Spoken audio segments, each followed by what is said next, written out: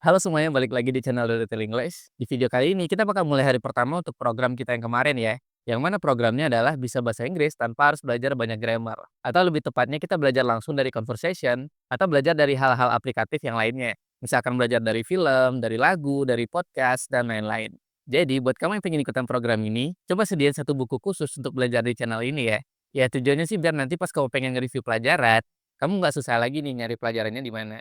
Oke, kalau udah paham kita langsung ke videonya aja ya. Hey Tony, could you help me with this report? I'm not sure about some of the terms. Nah, dia bilang, "Hey Tony, halo Tony, could you help me with this report?" Nah, ada kata could you di sini. Nah, untuk pembacaannya, could itu bukan dibaca could, tapi huruf L-nya tuh kayak hilang gitu ya. Jadi kita bacanya cuman could, could gitu. Untuk pro tipsnya di sini, daripada kamu bilangnya could you, lebih baik kamu bilangnya could you gitu. Jadi ketika huruf D dan Y ini ketemu, di bahasa Inggris biasanya di-pronounce pakai huruf J. Jadi daripada bilang could you, kita lebih bilangnya could you gitu. Nah, untuk artinya sendiri, could you help me with this report? Bisakah kamu menolongku tentang laporan ini? Jadi dia mungkin ada yang bingung nih dari reportnya. Nah, terus dia bilang, I'm not sure about some of the terms. I'm not sure itu artinya aku nggak yakin atau aku masih ragu-ragu about some of the term, tentang beberapa istilah. Jadi terms itu artinya istilah. Jadi katanya di sini aku masih ragu-ragu nih tentang beberapa istilah gitu. Mungkin dia karyawan baru nih ceritanya ya. Sure, Vivian. Which parts are confusing? Nah, terus temennya bilang, "Sure, Vivian. Tentu saja, Vivian." Jadi dia mau nolong nih. Which part are confusing? Nah, di sini ada kata which. Which ini artinya yang atau yang mana. Nah, karena di sini dia bilangnya which part artinya bagian yang mana are confusing, yang membingungkan gitu. Jadi confusing itu artinya membingungkan. Jadi artinya bagian mana nih yang membingungkan gitu. This one says client feedback analysis. What does that mean? This one says, yang ini dia bilang, atau maksudnya karena ini report, jadi artinya yang ini tertulis gitu. Client feedback analysis. Jadi tulisannya client feedback analysis. Jadi dia masih bingung nih sama istilah client feedback analysis. Nah, terus dia bilang, what does that mean? Apa itu maksudnya? Atau itu maksudnya apa gitu. Jadi kalau misalkan kita pengen nanya maksud dari sesuatu, kita bisa bilang, what does bla bla bla mean? Misalkan kita pengen bilang, maksud dia apa? Bahasa Inggrisnya, what does he mean? Misalkan kita nggak tahu arti dari vocabulary tertentu. Contoh misalkan kata sleep, kita nggak tahu kalau itu artinya tidur. Nah, kita bisa nanya, what does sleep mean? Jadi di bahasa Indonesia, sleep itu artinya apa ya gitu. It means we listen to what customers say about our services and try to understand it. Dan temennya bilang, it means, itu maksudnya, we listen to what customers say. Kita mendengarkan apa yang pelanggan bilang atau apa yang pelanggan katakan about our services, tentang pelayanan-pelayanan kita. Jadi service itu artinya pelayanan, dan dia di sini bilangnya services karena pelayanannya ada banyak. Jadi kata service-nya ditambahin huruf S ya. And try to understand it, dan mencoba untuk memahaminya. Jadi artinya di sini, kita mendengarkan apa yang customer bilang tentang pelayanan-pelayanan kita dan mencoba untuk memahaminya gitu. Oh, I see. And this term benchmarking. Nah, terus si Vivian ini bilang, "Oh, I see." Nah, misalkan seseorang udah ngejelasin sesuatu nih ke kita dan kita udah paham sama penjelasannya, kita bisa bilang, "I see."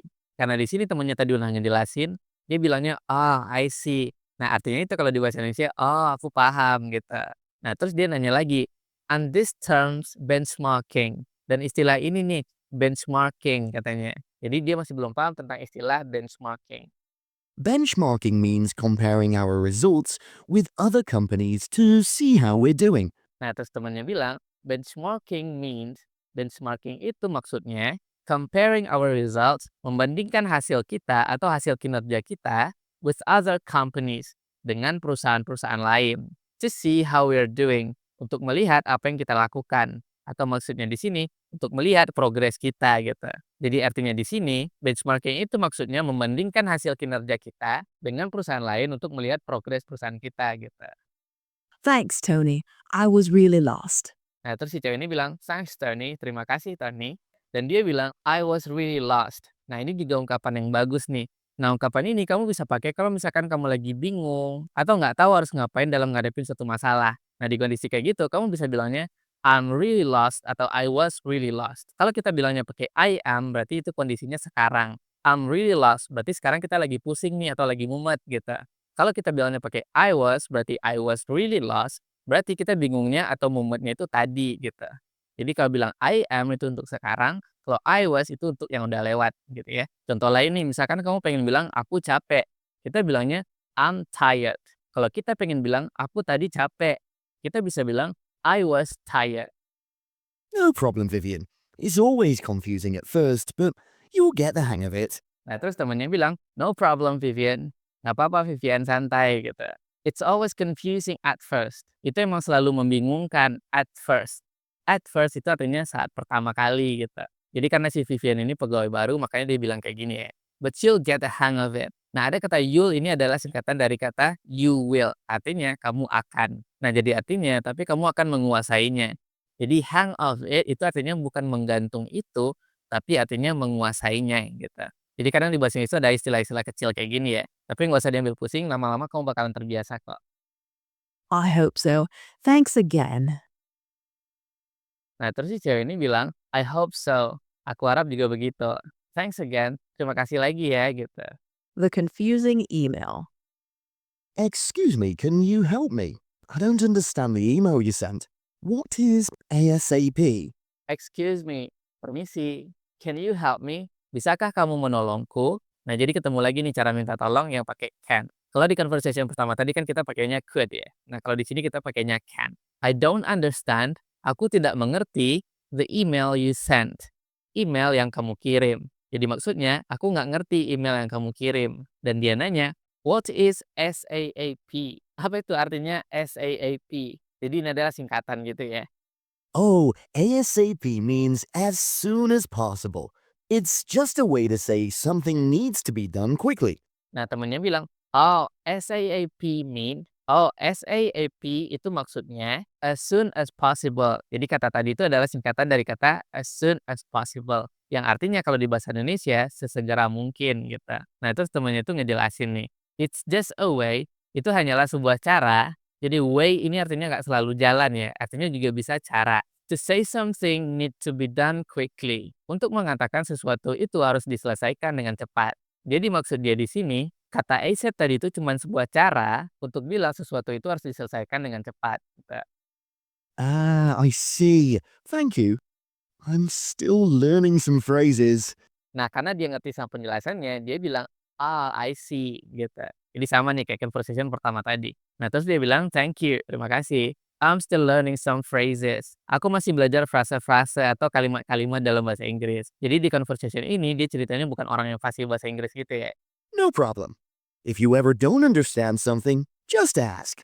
Nah, terus temennya bilang, "No problem, nggak apa-apa," katanya. "If you ever don't understand something," kalau kamu pernah tidak mengerti sesuatu, atau maksudnya di sini, kalau kamu nggak ngerti sesuatu, just ask, tanya aja gitu. Thank you. And what does CC mean in emails? Thank you, terima kasih. Nah, terus dia nanya lagi nih, "And what does CC mean in email?" Dan apa artinya tulisan CC yang ada di email katanya. CC stands for carbon copy. It's when you send an email to more than one person. If you get an email that has CC, it means you're getting the email, but you don't have to reply. Nah, terus temennya jelasin, CC stands for carbon copy. Jadi CC stands for itu artinya singkatan dari gitu. Carbon copy. Jadi singkatan dari carbon copy gitu. Sama halnya kayak kata yang sebelumnya. Kita juga bisa bilang ASAP stands for as soon as possible. Jadi kata ASAP itu singkatan dari as soon as possible gitu. It's when you send an email, itu adalah ketika kamu mengirimkan sebuah email. Jadi kata when itu artinya nggak selalu kapan ya. Arti lainnya juga bisa ketika atau saat. Misalkan kita pengen bilang when I see you, artinya ketika aku melihatmu atau saat aku melihatmu gitu. Jadi artinya nggak selalu kapan ya. Dan dia bilang to more than one person. Jadi itu adalah ketika kamu mengirimkan sebuah email untuk lebih dari satu orang. Jadi more itu artinya lebih, dan kalau untuk satu orang kita bilangnya one person. Kalau misalkan nanti lebih dari satu orang, kita bilangnya two people, three people, atau misalkan banyak orang, kita bisa bilangnya many people gitu. Jadi kalau misalkan konteksnya di sini dia pengen bilang lebih dari dua orang, dia bakal bilang more than two people gitu. Jadi bedanya person itu untuk satu orang, kalau lebih dari satu orang kita makanya people. If you get an email, kalau kamu mendapatkan sebuah email that has CC, yang ada tulisan CC-nya, it means you are getting an email. Itu maksudnya kamu mendapatkan sebuah email, but you don't have to reply. Tapi kamu nggak harus membalasnya. Nah, di sini ada kata menarik nih, yaitu kata have to. Nah, untuk bilang harus, mungkin dari dulu kita selalu disarankan memakai kata must. Tapi menurut aku pribadi, kalau misalkan di conversation biasa kayak gini, aku ngasih kamu opsi 3 kata nih. Yang pertama, untuk bilang harus, kamu bisa bilang kata kayak di sini. Kita bisa bilang have to. Yang kedua, kita bisa bilang need to. Dan yang ketiga, dan ini agak sedikit informal, kita bisa bilang gotta, gitu. Misalkan kita pengen bilang, aku harus pergi. Kita bisa bilang, I have to go. Atau juga bisa, I need to go. Atau juga bisa, I gotta go, gitu. Oke, jangan lupa dipakai di speaking-nya ya. Wow, the more I work, the more I need to learn.